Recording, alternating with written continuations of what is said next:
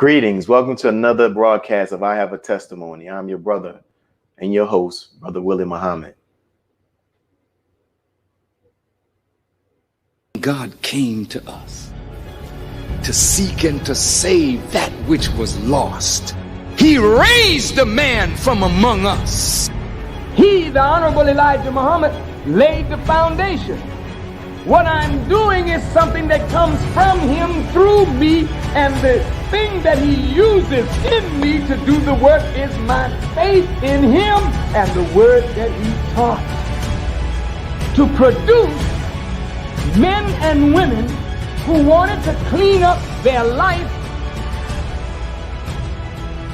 and build an independent nation for the glory of God. Today, family, we are honored to have as a guest the one and only Dr. Boyce Watkins, often referred to as the People Scholar. He is one of the boldest people I know with a PhD. Dr. Watkins is a highly sought after African-American scholar, and he's in educational motivation, Black social commentary, and he specializes in financial psychology. I think that Black people are horribly brainwashed into spending most of our time on just nonsense, on stuff that just isn't going to get us anywhere. And we sit there and we sit still, and then we wonder why we ain't going nowhere. Well, if you haven't gotten in the car and you ain't trying to move nowhere, then you're not going to go anywhere. Your life will be exactly what it was last week.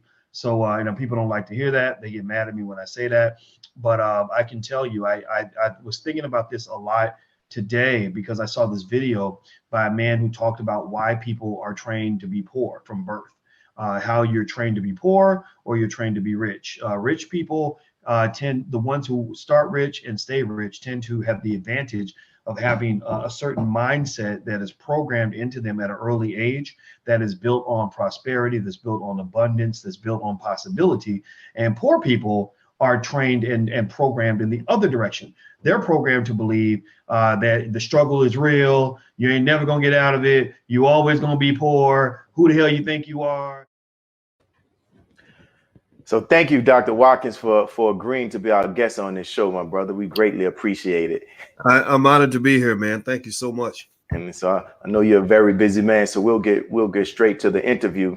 You know, Doc, in preparing for this interview, I learned something about you that I was surprised to learn because of how intelligent and knowledgeable you are, that during your early days in school, you had some struggles, yet today you hold a PhD.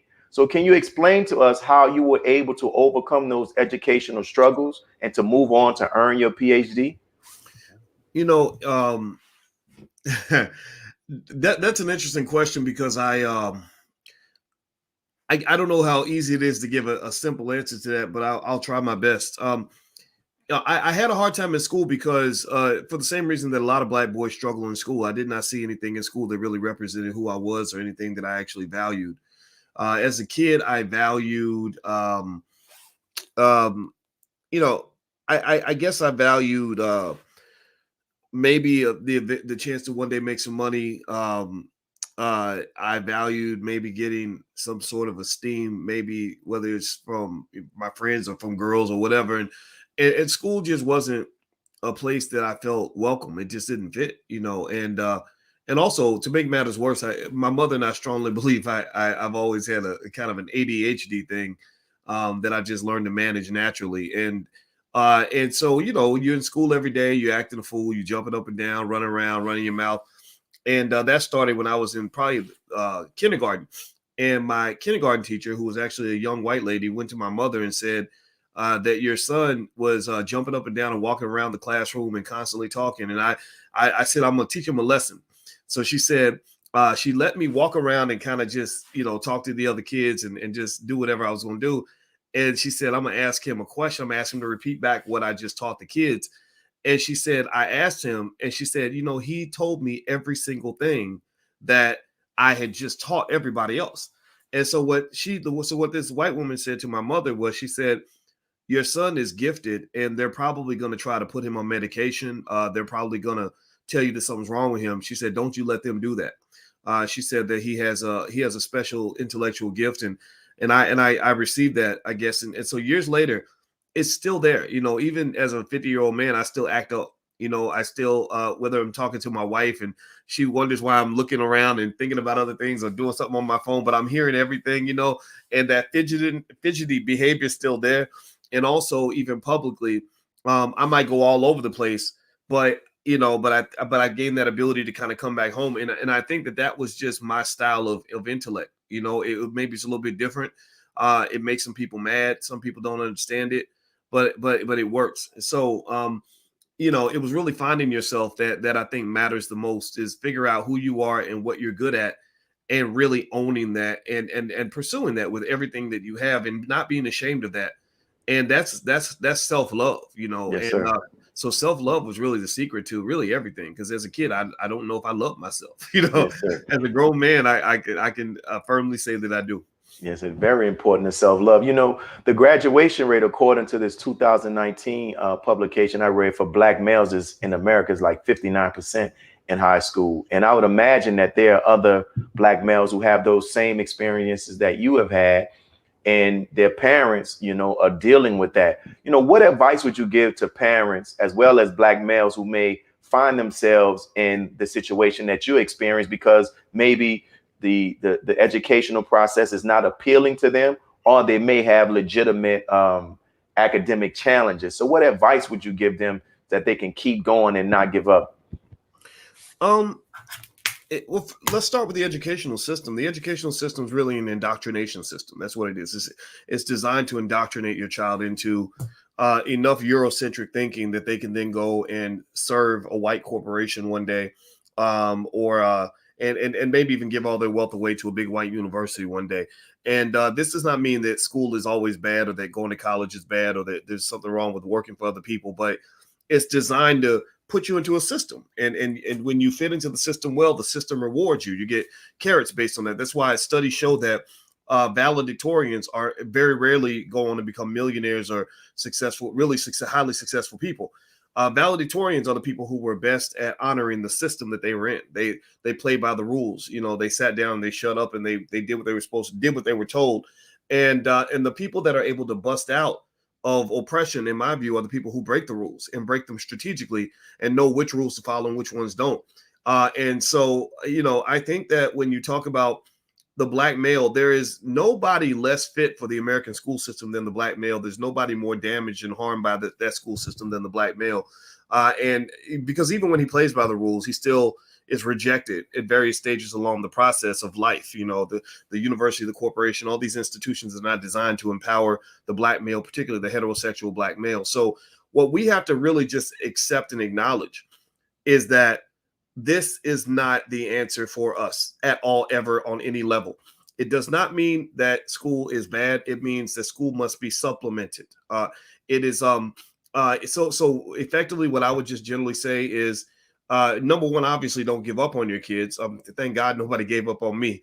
My biological father wasn't there. I had a stepfather who stepped in. He's not my stepfather though. He's my real father. But that's what, you know, there were people that didn't give up on me. Number two, find your strength, right? Connect what you're learning with what you're going to need to know in life. So if you have a son that's 14 and you're thinking about, his grades were bad, that could mean something, right? It could mean that there's some things to do in terms of discipline and work ethic and being able to do the hard things in order to be able to get to the easier life, right? Because a lot of kids are trained to want to take the shortcut, that instant gratification. Like I want to imitate the finish line, but I don't want to imitate the race. I don't want to imitate the training required to get there. I just want to imitate the shine and the bling and the success at the end, right? So there's value systems that can be built around, you know, the discipline it takes to do well in school. So there's nothing wrong with that. But then I encourage you, imagine your son is a 30-year-old Black man in America, right? He's no longer playing sports. 99% of the time, he's no longer, engaged in the things that he did in high school. Now he's dealing with the real world. And his quality of life is based on typically three major areas: his health, his wealth, his relationships, his physical and mental health. What are you doing to help your child have a healthy mind and a healthy body? You know, what are they eating? What are they thinking? What are you putting into their brain? Because our children's brains are being poisoned. That's how they're oppressing us. Wealth. Are you investing for your child? Is he going to have economic security, or is he going to be out here running around like a slave, ducking and dodging economic bullets that are being shot at his head every day?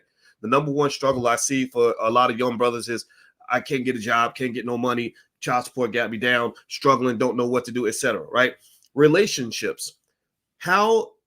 What are his skills in terms of conflict resolution so he can get along with other black men as opposed to escalating conflicts that lead to black men being murdered and going to prison? How well does he respect the black woman? Does he see the black woman as a piece of crap and that he can just misuse and mistreat? Or does he treat the right women in the right way and understand his role as a protector and a provider and a backbone for the community? How does he look at even children? If he has children, does he feel an innate to the death till death do us part responsibility to take care of those kids? Or is he a guy that will go plant his seed in anything walking by and then act like he ain't had nothing to do with it? So if you look at those three areas, health, wealth, and relationships, and make sure your child is educated and provided for and incentivized in those three key areas, that to me is an educated black man. To hell with, biology class and reading Shakespeare. I mean, don't get me wrong, reading, writing, math, that's all fundamental. But I don't know a single black person who walks around having to quote Shakespeare every day, or recite crap that he learned in 10th grade biology class. But I know a whole lot of black men who are dealing with child support, who are dealing with money problems, who are dealing with health issues, physical and mental.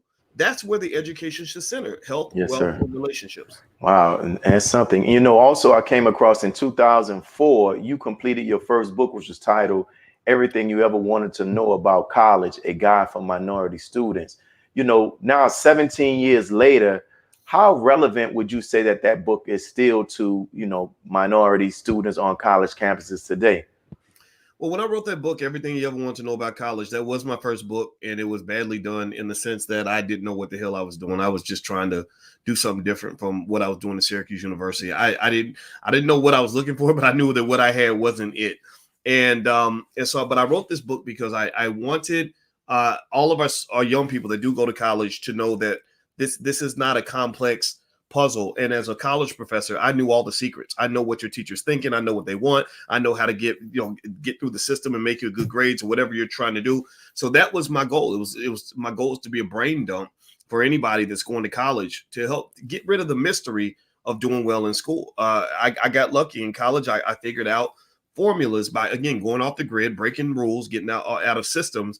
And I realized, hey, wait a minute, this is easy, And now, mind you, maybe I have a little bit more intelligence, right? And I acknowledge that, but a lot of it was just basic stuff, I didn't understand, I didn't understand how you think you can study 3 hours a week and still do well in school, or I didn't understand why in some of the Greek letter organizations, preparing for the step show was more important than preparing for the math test.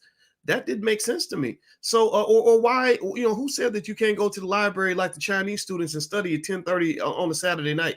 If you want to succeed and you want to really be the best in the world at what you do, you put in that grind, and it starts up here. So these were just little things I said, maybe if I help to lay out a blueprint that I can help some of the young people that want to be successful to get past the broken victim mindset that says, because I'm black, the best I can do is barely get by, and I'm barely surviving, I'm barely scraping by.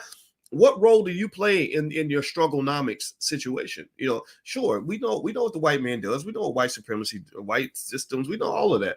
But what are you doing to contribute to that? Where are you playing a part in that process? And I think that line of personal responsibility is something it's not necessarily encouraged in our community. And people think that when you talk about personal responsibility, you're not acknowledging racism. And I acknowledge that fully. I fully understand that white people will never love me that much. But then after you let go of that and stop looking for love in all the wrong places, the question is, do you love you that much? And that's the problem. It ain't the problem that he don't love you, because they don't love nobody. The problem is that you don't love you. Right.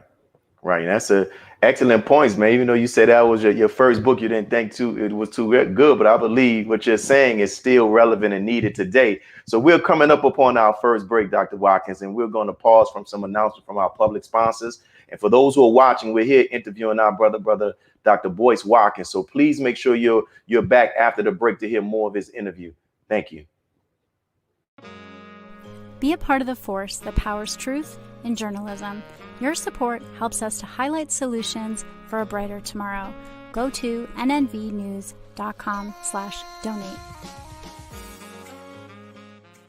Asiatic Minds, online education, helping our children to discover their God-given skills, gifts, talents, and passion that will allow them to see their greatness, as well as the greatness of our people, and upon discovering that greatness, infusing them with the desire to use it for the betterment of themselves, their families, our people, and the world. Call now, 502-219-4848. This is Sister Sajda Muhammad. We are proud to announce that the Sajda House commemorative Elijah coins are finally here.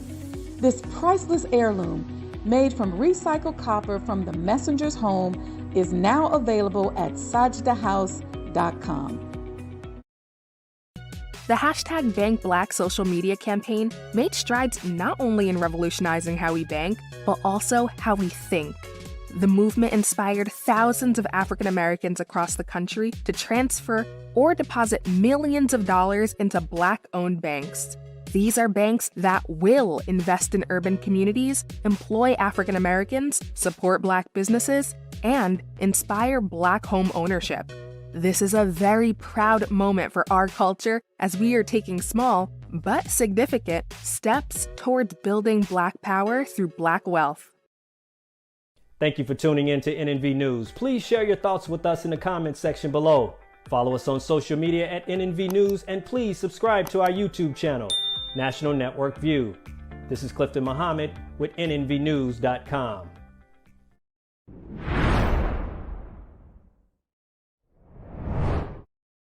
We're back, brothers and sisters, to continue our interview with Dr. Boyce Watkins. For those who are watching, please make sure you share this link and also comment and let us know what you think about the interview. Doc, my next question, I want to ask you that several weeks ago, maybe a month or so ago, Nicole Hannah-Jones was in the headlines after, again, making her decision known that she would deny she didn't accept the position to continue working at the white school she was at, and she was going to accept the position at Howard. And she felt that she came under attack because of her work with the 1619 Project, which angered some white conservatives who were big sponsors or donors to the school. And while preparing for this interview, I came across an article in 2009 where you spoke about how you felt your tenure was denied because of your on-air confrontation with Bill O'Reilly. And my question I want to ask you is, do you think that such pressures keep more Black professors from being bold on these college campuses, even Black college campuses and white college campuses? Yeah, brother. A lot of our we have a big brain drain in the Black community. We don't just have a drain like on our athletes and our rappers. We also have a drain on our scholars. Most Black scholars I know are afraid of their own shadow. They're scared to really speak up on much of anything that does not please their white colleagues. And so the safest space that they can find is to be accepted by the white liberal establishment. The problem with that, though, is that's a form of intellectual imperialism, because white liberals are one of the biggest white nationalist groups in the country in terms of their oppression of Black people and our ideas. A lot of the things that white liberals push into the Black community, for example, the oddly disguised Black Lives Matter movement, are built on value systems that don't always resonate with a big chunk of our community. For example, those who maybe live in the tradition of Malcolm X, which I would include myself in that category, and Marcus Garvey. We believe in things like family, strong community, building wealth, and we're not necessarily keen to want to wear our sexuality on our sleeves. I don't want my children to be sexualized at the age of 6. And so sometimes white liberals come along with their own ideas and their own values, and it's almost like they give Black scholars permission on what they're allowed to talk about, not allowed to talk about. And so with that said, I think academia it's an institution that's really heavily built on white liberal indoctrination. A lot of our Black students that go to college and they go to these institutions and they become pro-Black in a certain kind of way that does not always help achieve the goal in terms of what I think the community really needs. And what I mean by that is, for example, a lot of white liberal activism is rooted in Marxism, communism, and socialism. That the civil rights movement, the Black Panther Party, et cetera. That's why the leaders of Black Lives Matter were all trained Marxists. Now, Marxism is not a terrible a terrible ideology. I think the ideas of Karl Marx are not that bad. I think they're worth reading and listening to. However, what it does do, unfortunately, is it creates a very anti-business, anti-traditional family kind of mindset, where you start accusing Black men of being filled with toxic masculinity. You start attacking Black business owners. You start, pushing ideologies that are devoid of the importance of wealth creation and wealth development as a key to economic power.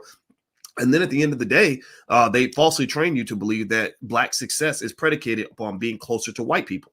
That the closer you are to white folks, the more they accept you, the more they tell you that Black Lives Matter, the more successful you are. So you'll hear them say, look at all the progress we've made over the last 40 years. Well, that progress, there is no progress. It's false progress, because if you look at Black quality of life in terms of economics, there has not been progress. We've only gone backward. If you look at Black quality of life in terms of education, there's no progress. We're only going backwards. If you look at Black family structures, there hasn't been no progress. We've only gone backwards. And so what I've actually just simply said is that all of us, scholars and everyone in between, we need to kind of let go of the white liberal nipple in terms of developing who we are. We need to develop that independently and have the sovereignty necessary to develop our own institutions, our own ideas, our own businesses, create our own jobs, educate our own kids, so that they can know what it really means to be an empowered Black person without thinking that somehow white integration is a qualification to make you a successful Negro. So basically in academia, that you see a lot of that. The universities, they feel that they can't be racist because they're not Republican, right? They feed that nonsense narrative. I was from the South, and I never ran into more racism in my career than I did when I went to the North and worked with the white liberals at Syracuse University. They were very uncomfortable with my work. They gave me a very hard time with my work. I was the most successful, most well-regarded scholar on that entire campus, and they literally acted like my work didn't exist and that it didn't matter. Well, why did you think it didn't matter? Well, they didn't feel like it mattered because it didn't matter to white people.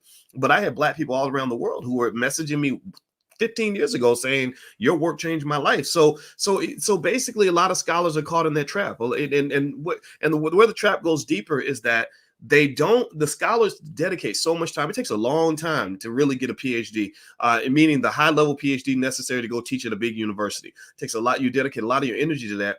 And what happens is you get focused and specialized on one tiny little niche, and you learn how to do one thing really, really well, so you can get published in these academic journals that nobody reads.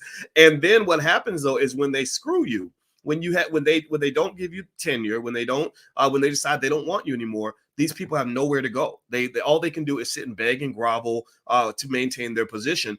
And again, that's where breaking rules was beneficial, because I said, wait a minute, hold on, let me get this right. So you're telling me that the reason I got to give up my freedom of speech, that I have to sit here like a little boy and be quiet and bow to you and kiss your feet, is so what? I can get a lifetime job? So what you're saying to me is tenure is basically welfare for smart people. Got it. So I figured out a very basic idea. I said, okay, getting tenure is really, really hard. Making white people happy is really hard. I don't know how to do that. But also making a lot of money, making enough money to be financially secure is hard. But I think I can do that. I think that will be easier than getting white people to like me, because they never liked me my whole life. And a lot of Black people don't like me either. And I accept it. I'm fine with that. And so I took my energy and said, let me go and do the thing I know I need to do as a Black man, which is to get enough economic security so that I can be independent of that system. And what that usually means for most Black people is figuring out how to make about $5,000 a month without having a job working for somebody else. So for most people, $5,000 a month is the difference between a complete life of freedom and a complete life of slavery.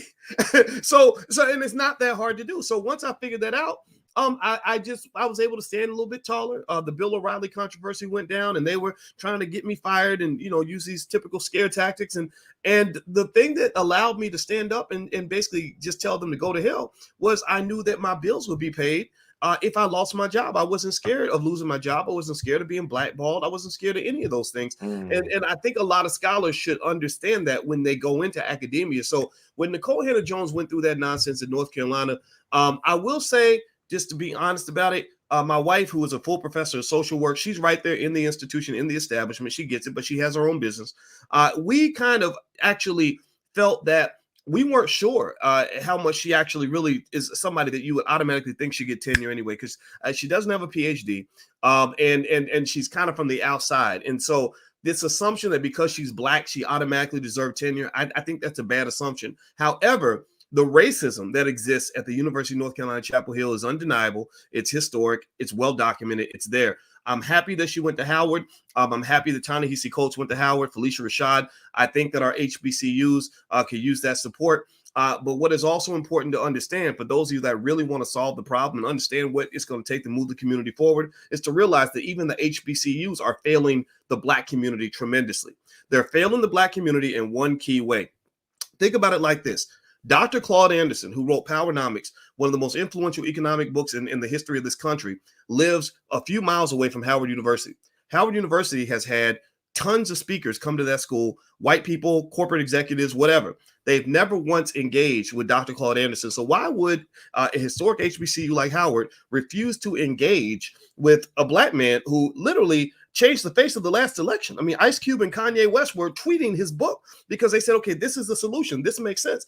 Well, it's because he does not fit into the white liberal establishment box. And also, he doesn't talk about the thing that Howard does best, which is to manufacture more black employees for white corporations. If you look, that's what they brag about. We have a black person that went to work at Goldman Sachs. We have a black person that went to go work at Bank of America. This black person went to work for Procter & Gamble. What Dr. Anderson is saying, which is 100% true, is that you need to stop focusing all your energy on mass producing more black employees because that's actually giving wealth to white people. You need to start mass producing black people that can build industry. You need to build businesses and create jobs for your children instead of sending your children off into slavery so they can work for somebody else. Now, the last point I'll make on this is that this is now proven. This is now an undeniable fact. The Wall Street Journal just reported last week that black wealth has actually dropped. And a big reason it's going down is because of the college graduates that are all going to work for white people. They're not building companies that are building wealth for black people. They're working as employees for white folks that's making white people rich. So at the end of the day, we have to rethink all of this. So I'm glad Nicole Hannah-Jones is at Howard University, but honestly, if Howard continues to operate the way it does now, and a lot of HBCUs, they're not going to do anything to contribute positively to the wealth gap until they start creating industry. That's what they have to do. And we're coming up on our 2-minute break, but I want to get this question in. And if you can, within this 2 minutes, you left and you begin to start doing for self. And you said that how that was a scary decision. And many people find themselves on jobs that they don't like, not making enough money, but they're afraid to leave because of fear. Can you briefly give some advice on how to overcome that fear? Yeah, and I'll be brief, man. I know it's got to be hard to keep me in a box. No, listen, man. Yeah, I saw that. I said, "Oh, boy, you're talking too much," but I had to get it out. No, you got it. Good. But I'll be quick on that. Fear is something that exists in all of us, and we have to understand the history of our trauma and how that plays a part in our fear, because fear affects your perception of risk. Becoming an entrepreneur is very risky. There's the upside, there's the downside. We tend to see the downside. And also what makes it worse is the people around us see the downside. So you're not necessarily getting the encouragement you need to go take a chance because you have a thin margin of error. If you fail, you got a whole bunch of Negroes standing there. None of those people supported you now, but they're all standing there waiting to say, I told you so, right? So what I encourage people to do is understand that, when you're talking about getting off the corporate plantation, you got to liberate yourself here first. That means getting involved in things that are going to help you develop that part of yourself that makes you confident. I told you about self-love. Self-love is critical to self-confidence. If you love yourself, then you will always bet on you. You will always stand with you. You will forgive yourself when you make a mistake. You will never, if you love yourself, you're never ashamed of yourself. So that's why I will say, I don't use myself as a perfect example because I'm still working. But when I go out and I do something where I say, man, that was stupid, or I messed up there, because I love myself, I'm not ashamed of myself. So I'm always going to keep being myself, no matter what anybody has to say. You got to kind of build some of that inside of you, and that's what's going to make you great. Yo, that key of love for self is so important. And that's one of the foundational principles in the teachings of the Most Honorable Elijah Muhammad is this: know thyself and then love thyself. So we're coming up on our next break. And for those who are here, I hope you all are enjoying the interview with our brother, Dr. Boyce Watkins, who's dropping many jewels and much stuff that we can go back and analyze and study. So we're going to pause from some announcements from our public sponsors, and we'll be right back to continue this interview with our brother. Be a part of the force that powers truth in journalism. Go to nnvnews.com/donate. Worldwide. 24 hours a day, 7 days a week. Download the Final Call Radio app and take us everywhere. On your phone, on your computer, on your tablet, on Instagram, Facebook, and Twitter. You can also log on to finalcall.com and click the Listen Live button or finalcallradio.com. Final Call Radio, the official voice of the Honorable Minister Louis Farrakhan and the Nation of Islam. Please share your thoughts with us in the comment section below. Follow us on social media at NNV News, and please subscribe to our YouTube channel at National Network View. I am Anissa Muhammad with nnvnews.com.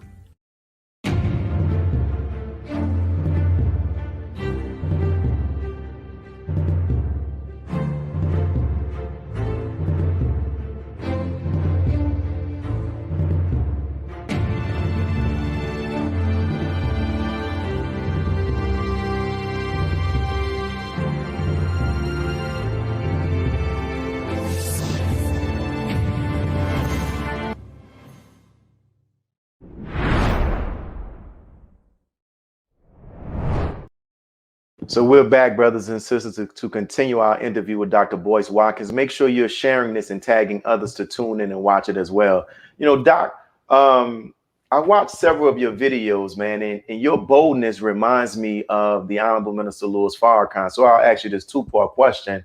Can you share the first time you heard or when you first actually met the minister? And also, how come, unlike many others, you have not succumbed to the pressure and the fear tactics that people place on Black athletes, Black intellectuals when it comes to associating with the minister? Why is that? Well, to answer that question first of all, I'm humbled, and I can't even I don't even know how to respond to any comparison between me and Minister Farrakhan. There is no comparison in my view. This man is extraordinary, and I first started to learn about him when I was in college, and right before the Million Man March, and he helped me open my eyes in terms of understanding the complexities of American racism and just what power and strength and manhood really look like. And so you know, when I got the chance to sit with the minister, it was obviously overwhelming. You know, we sat for about 2 hours, 2.5 hours, and I remember sitting there thinking, this is unbelievable that this man at the age that he was at the time, I think he was in his 80s, that he has so much energy, you know, and he was and it wasn't like, for some people you have a private version of the person and a public version. They're not always the same. They switch it off and on. It was the private version was just like the public version. I said, this is he's giving me a personal Farrakhan speech. This is unbelievable. And his energy was so strong, and the wisdom was there, and it was one of those meetings that you just never forget. And so, with that said, it reminded me a lot of when I met Dr. Claude Anderson, also in the sense that Dr. Anderson talks about Black people all the time. He's thinking about Black people all the time. He's 100% B1 Black first all the time, and that to me is to be honored, because you don't have a lot of people who do that. You have a lot of people who talk about Black people as an add-on, you know, like with the undercard, you know, like, oh, well, let's talk about global warming and the Democratic Party. Oh, let's throw Black people in there too. No, these men put Black people first, and that's what we really need in our leadership. And so, so in terms of, and I'm trying to remember that you asked me, how come you haven't fell victim to those, you know, to the Farrakhan litmus test, the pressure that they put on people? Because the way my dad raised me was to understand that manhood means sticking by whatever it is that you are and what you believe, and knowing that that's not going to be easy, and knowing that loyalty is paramount, and so that type of stuff just doesn't bother me at all. I know what it is, you know. There's nothing that they have that I really want anyway. And so there's nothing that they've given me that they're even able to take away, because I usually don't accept it. You know, when we do the All Black National Convention, we don't use government money. We don't use corporate money. When people typically fold, in my view, it comes down to carrots and sticks and incentives. You see, the way the United States government controls countries around the world is they kind of do honestly what me and my wife do to the kids. When the kids come up and they say, "Mama, I want a new iPhone," we're like, "Okay, let's get them the new iPhone." So then now we have something we could take away when they get out of line. Right? So this is standard protocol, right? Because we're the government up in here. You know, we spy and everything. We got COINTELPRO going on with the teenagers, all that stuff, right? So basically, as their parents, we'll give you something just so I know now I can control your behavior by threatening to take that thing away. Now, that's what a parent does with a child. If you're trying to discipline your child, I think that's okay, right? But it's not okay when white people are doing it to black people, because white folks are not your parents. But what we've allowed them to do is to take the role of our parents, to give us carrots so they can threaten to take the carrots away. Like, okay, I'm gonna make you famous. I'm gonna give you some money. I'm gonna Nick Cannon. I'm gonna make you rich. And then when you get out of line, I'm gonna be able to take you out back and whip you like an 8-year-old in front. And I'm gonna do it in front of everybody because I need to make sure you're fully butt broken in front of the other alleged alpha males, so that they will understand that the only way to survive is to bow down early, right? So if you understand how these things work, you understand why things like economic and educational sovereignty, things like owning our own media are so critically important. Me standing up or not bowing to the pressure is not hard to do if you never became addicted to the dope in the first place. I never took in the drug of white supremacy. I don't want their money. I don't want to be mainstream. I don't want to be on TV. I don't want any of that. And that was a training. I trained my brain to think that way, so that, look, I'm gonna reject everything you're gonna offer me in advance, so that later on, when you're trying to get control of me, you won't have nothing. You won't have no levers to pull on. And so it's not that I'm extraordinarily courageous. It's that maybe at best, I thought ahead on this. I was a little more strategic about it, because you can't go taking all money ain't good money. Some people will give you money just so they can manage control you. That's true. Beautiful, beautiful. I was told that in around 2014, when the Honorable Minister Louis Farrakhan relaunched the Muhammad Economic Blueprint, I was informed that you were one of the diverse group of people who were skilled in economy and finance who was present. Can you talk about that whole experience and what went on? And Yeah, I didn't know it was all the way back in 2014, huh? I didn't know that, but yeah, we flew out to Arizona and we sat in a room, and there were it was myself and about 12 other very smart people with Minister Farrakhan at the head of the table, and we sat in that room for maybe 10 hours, I think, maybe 12 hours, and the minister sat with us the entire time. Again, I was impressed. He didn't have to get up and go take a nap. None of that. I needed a nap, but it was a great experience to just sit down and to hear very logical, intelligent, rational people who really care about the Black community making long-term strategic plans for Black people. And I think that's something that you don't see much. I think that needs to be the kind of thing that we talk about more in our community, because that's how you become powerful, is you plan ahead. Sun Tzu in The Art of War said that battles are won well before they begin. So the question that I ask anybody who is the head of a family is, what is the 50-year, 100-year plan for your family? Do you have a 50-year plan for your family? And so being a part of that was a true honor. And I thought that it was right on point, and I was very, very happy to participate. And also, I saw an interview. I think you did this on social media. I don't know, it was Instagram, YouTube. You talked about how blown away you were and how the Honorable Minister Louis Farrakhan responded to the critique of our sister Yvette Carnell. Can you talk more about that? Because I know it's amazing. Like, for us who would love the minister, it gets under our skin when people try to take shots at him. But, I've sat at the table with the minister and how he handles stuff. I'm just like, my goodness, Well, a strong Black man, a strong masculine heterosexual Black male is always going to have enemies, from whether it's feminism, LGBT, etc. And so so the minister is a likely target, and it's a beautiful thing to see, because he handles that very well. And with Yvette Carnell, it's interesting. Yvette I remember she had no platform in 2012, and she reached out to me to ask me to share her articles. And I actually helped her to create her Breaking Brown website. And I saw that her ideas were different from mine, but I saw it as a chance for diverse thinking. I was totally okay with, I'm okay if you disagree with me, because that helps me expand my thinking, because good ideas are all over the place. Like I encourage people not get caught up in this whole, I'm a Democrat, you're a Republican kind of mindset, because sometimes Republicans have good ideas. Sometimes Democrats have good ideas. So with Yvette, I was not threatened by diverse perspectives, because that's what you're supposed to do as a scholar, you know? And so what happened that really bothered me was that it got to the point where Yvette was doing something that I've seen other people do. When I started sharing my platform, they started using it as power to take shots at people. And then she took a shot at Farrakhan, and I thought it was unfair, because it's one thing to say I disagree with the minister. That's fine. You can say whatever, you could disagree, but it's another thing to try to discredit and to destroy somebody that is loved and admired by so many people. You don't have to do that. That's not necessary. And what I really thought was interesting was the way the brothers from the Nation responded really reflected the class that the Nation of Islam has.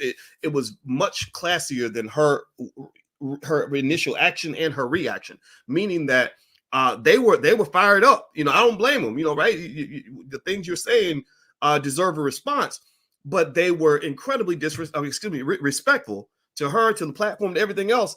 And they just wanted to debate her. So there was a young brother out in California. I can't remember his name, but he came on. Can you give me his name again? Salih, yeah. Yeah. He came on and I mean nailed it, like broke it down, like and I was listening. I said, "Ooh, this is good. Okay, go ahead, man." And then I reached out to Yvette and said, you know, this brother would like to debate you. It's respectful. He's not going to cuss you out. He's not a thug. He's not going to be disrespectful. And Yvette declined. And what that showed me is that showed how a lot of the liberals, and the white liberals in particular, kind of act.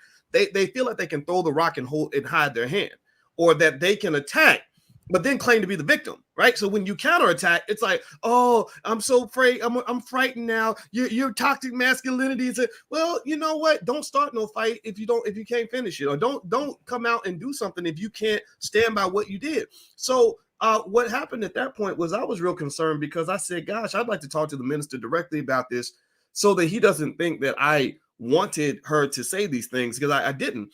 So I just went over there to his house. He lived right around the corner from me. I lived 2 blocks from him and 2 blocks from Obama. That by accident. I moved to Chicago. My manager just picked an apartment. It happened to be 2 blocks from each of them. I never cared about going to Obama's. I loved going to the minister's house. So I walked over there, and didn't know what to expect. And we talked about the controversy. And you know what he said that blew my mind? He said, not only is it everything forgiven, but I want you to encourage her to keep speaking. And I was like, whoa. and you know how you look at, you're like, oh, I wonder if that's like what, you know, like some people say things on the surface, but really they mean something else. Yeah. I saw no double talk in any of that. And I said, okay, that's how a real man responds, you know, to nonsense. You don't have to go to that level. And I already respected the minister immensely, but I gained even more respect in that conversation. And so just speaking on Yvette, the thing that's really sad is that she completely ruined a huge opportunity with the ADOS movement. I think that was a wonderful opportunity to rally millions of people around the cause of reparations. But because certain things in her and the other guy, Tone, what's his name? He also used to share my platform. I had to tell him to go because the energy wasn't good. But because their energy is so bad, and because they have this weird pettiness and jealousy, it became very tribal, very toxic, very, I don't like that Negro, that black person, that black person. And it completely, it got completely undermined. You know, next thing you know, you done made enemies of all these people that could have been your allies. You're attacking Dr. Claude Anderson, for God's sake. Dr. Anderson didn't even know who Yvette Carnell was. He's like, who's this lady on the internet that's attacking, you know, it's one of those things where it was just sad. You know, I wish they had done more with it. I was prepared to drop the hammer and let go of any pre-existing differences I had with her to support the movement. And so I think I tweeted something like, I support the ADOS movement because we're all American descendants of slaves. And then I get a tweet back, you can't be a part of this movement. You blah, blah, blah. So that's an example where the ADOS movement is full of a lot of really good people who want to do the right thing, who are really being cursed and poisoned by incredibly bad leadership. Beautiful, Doc. Thank you, man. It's just so much. Your responses are filled with so much. Thank you. So we're coming up on our last break. And so for those who are watching, we're going to pause for some announcements from our sponsors. And we're going to be back with our brother, Dr. Boyce Watkins, where you can find out how you can support and tune in to hear him on a weekly basis as well.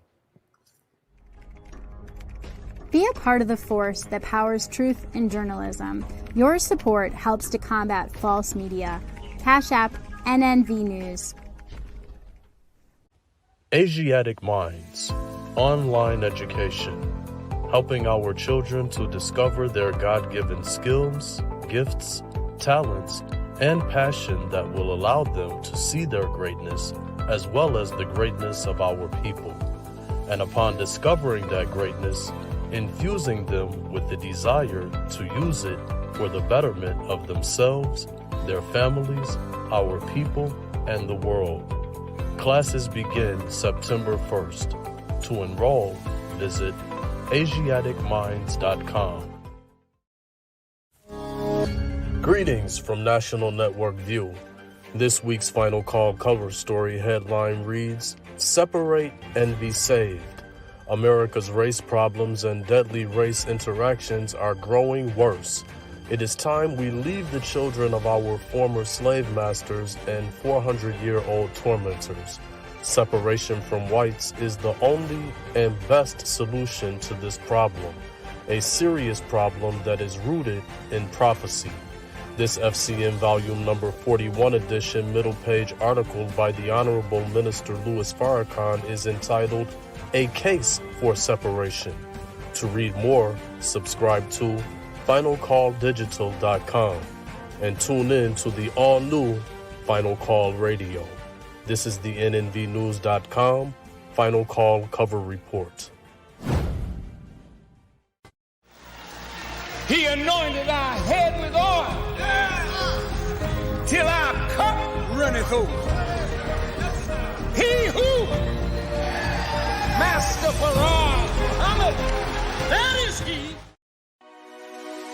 This is Sister Sajda Muhammad. We are proud to announce that the Sajda House commemorative Elijah coins are finally here. This priceless heirloom, made from recycled copper from the messenger's home, is now available at sajdahouse.com. Please make sure you leave your comments and questions in the comment section below. Follow us on Facebook, National Network View, and make sure to check us out on Twitter as well, National Network View. This is Sergio Gutierrez with National Network View, signing off.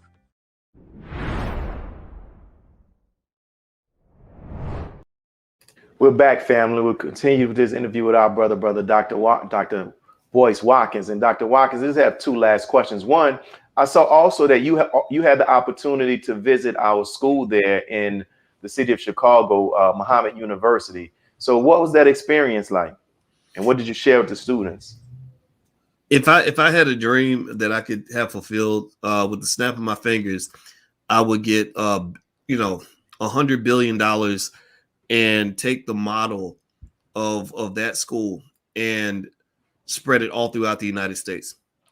It's one sign of racism, one clear sign of the racial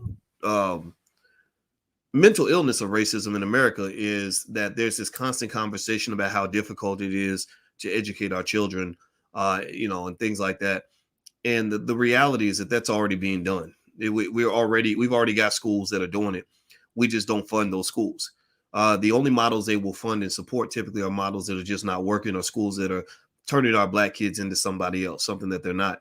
The Muhammad University of Islam was visiting that school was like visiting those 15, 16-year-old children were asking me questions that are typically asked by graduate students. And so, I was floored by it. I was honored to talk to them. And it was one of those times where you feel excited because you get an opportunity to influence children that are going to change the world. So it was life-changing. Beautiful, beautiful. And we know for those who are watching, I know you have various platforms, various programs. How can those who are watching support you in the various programs that you offer? I know one time my wife she took and enrolled in one of the financial courses that you were doing some years ago back. So what programs are you having? How can people support you? One thing that people can do that doesn't cost anything is we actually have a book club where we're reading Dr. Claude Anderson's book, Black Labor, White Wealth, and I'm breaking it down into lectures and analyzing it for the students. And you can join that for free, and you get free access to my life class also by doing that. It's blackkeystogreatness.com. That's blackkeystogreatness.com. And that's something people can do to get started for free. Now, there are other programs in the Black Business School. Our goal is to create a first-class Black Wealth University that is focused on utilizing Powernomics and B1 philosophies to elevate our community out of the situation that we've been in for the last 200-300 years. And the B1 philosophy says that we believe that our community needs to come first. We have to focus on ourselves and solve our own problems. Stop waiting for Superman. Stop putting other people first. B1 also means that our children, the B1 children, will be world leaders when it comes to economics, wealth building, real estate acquisition, etc. by the year 2070. We call that Project 2070. And then also B1 means we understand we must be one in order to be successful. That means learning how to work together, learning how to maintain strong families, because you can't build wealth without family. There's no community on earth that is able to build wealth without strong families. And when you're able to come together as a group, you are creating wealth in that process, because economics is a team sport. It's not done well individually. And so effectively, that's what we do. And we're the best in the world at it. We have all kinds of scholars associated, dozens and dozens of scholars, from Dr. Claude Anderson to billionaire Mike Roberts. He's come through. We've had all kinds of great people, and they cover everything from hotel acquisition to cryptocurrency to everything else. So blackkeystogreatness.com is a good place to start, because then you can join the Wednesday book club. But then we have other programs as well. Sir, and this closing question I want to ask this, because recently the NCAA Board of Directors, they adopted this interim policy that's going to permit current student athletes to make money off their names, their images, and their likenesses. But it was interesting. You have been advocating for such for years, even when you were a college student, right? So Blacks make up 55% of the athletes in the NCAA. So from your perspective, is there a way that this policy can be used by Black athletes to help them begin creating a more sound financial future, if possible? Yeah. Is there a way that the athletes? Okay. So for the athletes, paying the athletes was always a no-brainer. That was not even you don't have to even be that smart to really know that people should be paid for their labor. And if you're making billions of dollars for somebody else, why aren't you getting a piece of that money? Those were a set of rules specifically designed for Black people, for the exploitation of Black people. And this is something that's been going on for a long time. I would say for the athletes now, the floodgates have finally opened. And I'm sure that the coaches and administrators hate it, but they're going to get used to it. I'm very happy for them. They are going to have access to power, economic power. And with power, great power comes great responsibility. So the question for each athlete is, you got the power now, what are you going to do with that? And what you have to overcome is the fact that there is a culture that's associated with athletics that is not always very healthy. It's very toxic. It's very anti-wealth, anti-family, anti-intelligence, all kinds of things. And it can lead to self-destruction. So I think that a lot of athletes, you're going to see a lot of college athletes become multimillionaires as a result of the rules changes.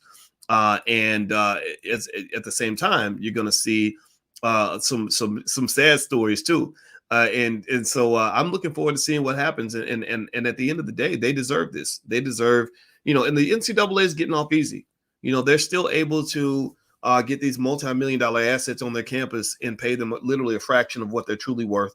And I think that that's an okay deal, in the sense that, universities can provide you with exposure. If you use the educational process right, you can get a good education, et cetera. Hopefully the HBCUs will get a piece of that pie also. So it's a deal that works a little bit better for everybody, because it didn't make any sense when you had those days where you had some guy who's making $20 million a year for his university, but he can't even buy a bag of groceries. And that's almost medieval in terms of that level of torture. So I'm real happy about that. And you're right. I started writing about that about 25 years ago in 1996. And when even back then, when I would write those articles on the University of Kentucky campus, the coach, Rick Pitino at the time, the coaches told the athletes not to read my articles. One of the athletes snuck away like a little runaway slave. He stuck to my office and said, that they don't, like almost like a plantation type of, boss, they don't want they don't want us reading your articles, but we read them anyway. That's amazing. It's amazing. So I said, anybody who's blocking you from ideas is not your friend. Anybody who's blocking you from knowledge is not your friend. They are pimping you. That's what pimps do. Pimps, they control their prostitutes by making sure they don't get information that's going to empower them. That makes you easier to pimp. Yeah. Well, Doc, we thank you for your time, man. And we know you're so busy. We appreciate your time. And whatever it is that we can do, anything that you have going on, keep us posted. And can you once again mention that the website for the book club and also the other classes again? And any closing words that you have too, you feel free to share it. Okay. First thing I'll say is I'm extremely optimistic about the future of a group of our people. I think that when you talk about the B1 community, meaning Black first, those who put our community first, our families first, our people first, our children first, the future is going to be bright. There is no wealth gap in that space. The racial wealth gap exists amongst those who are trying to beat white people in a white system. Those who walked away from that actually have a higher stock market participation rate than most millionaires. Their children are very well educated. They are starting to acquire real estate and assets, and you're starting to see this seep into the culture. And this was my goal in the very beginning, back when it wasn't cool to talk about economics. My dream was to one day see a time where it does become cool, where rappers start rapping about it and people are just talking about it in everyday conversation. And I think we've accomplished that goal. The beauty of it, though, is that this is just the beginning. I think that this is a 50, 100-year process that's going to lay out not just with us, but really with our kids and our grandkids. They're the ones who are going to take it to the next level because we're doing what wealthy families do. We're planting the seeds for them. So you're going to see children of this movement, in my view, and grandchildren out of this movement who are going to be doing better than the Jews. They're going to be doing better than anybody else. And they're going to be doing better than the Arabs. They're going to be doing better than the Asians because they're going to truly understand what it means to compete in a globally competitive society. So I'm very optimistic about it. And I'm not really worried about 2021. I'm thinking about 2071, where we'll be then. And we're going to be in a great place. Last thing I'll say on that is the URL to join the book club. If anybody wants to join, it's totally free. Is blackkeystogreatness.com. That's blackkeystogreatness.com. Also, we have the All Black National Convention at the end of October. The All Black National Convention, we're going to gather in Orlando the last weekend of October, the 29th through November 1st for 4 days, but you don't have to stay for the whole 4. And during those 4 days, we're going to do everything necessary to build a stronger B1 community. So that means obviously covering the economics. We got that covered. We got breakout sessions and everything from crypto to stocks to real estate to entrepreneurship. I got all my experts coming in, etc. We're also going to do panels and breakouts on things related to politics, what's going on in the hip hop music industry, how we can conquer that, what it means to, issues related to Black men and Black women relationships. And then also we're going to do some fun stuff. Those who are single that are looking for a partner, we're going to have speed dating. We're going to have also speed networking. If you're not looking for a romantic partner, but you're looking for a business partner, we're going to form groups so that you can invest together and form investment clubs. And we're also going to have the B1. We're going to have basically a ball and an award show. So we're going to do a lot of cool stuff, and we're really excited. And we put up $100,000 of our money, no corporate sponsors, no government money. We're doing this. It's going to be ours. Nobody controls the narrative but us.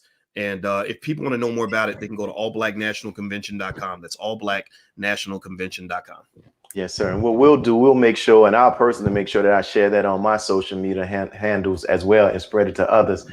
Thank you, my brother. May God continue to bless you and your family. So whatever we can do here at NNV National Network View, please let us know, man. And thank you again for granting us this opportunity.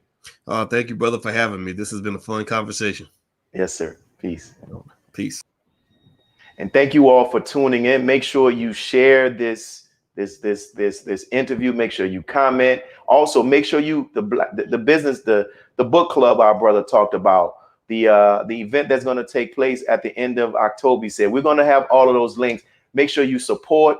Make sure you also share it and put the word out, because brother is an example of something that we should study, and he's an example that we can get free from off of these plantations and be able to be our genuine selves with loving ourselves. So as we get ready to close, as we always do, for those who are watching, if you want to help us here in the city of New Orleans, we're working to pay off the mortgage of our mosque. And by thus far, we're getting contributions in, and we want to do it. We have this mortgage is with a black bank, but we want to put a rest to that mortgage so we can begin to start using those funds to begin to start doing more outreach in our community and even building ourselves to be even stronger economically. Because here in the city of New Orleans, we are, by God's grace, we own a whole city block. To the left of our mosque, we have rental properties, right? And so we have this block, but we want to do more as it relates to development and just continue to do more. In addition to that, you know, in regards to this COVID, I know it's on everybody's mind with these they're trying to mandate the vaccines, and people are losing their life